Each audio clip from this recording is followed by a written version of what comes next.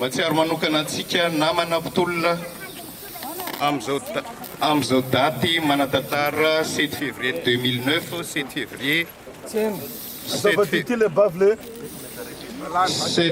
2009 7 février 2015 nitolona mitoy ary sika tsy resy na voafitakaza fantatro ary tsapako fa miandrandra ny tena fanovana ny vahoaka malagasy maro anisa ary diso fanantenana tanteraka ankehitriny mijoroa hatrany ho an'ny tanindrazana isika.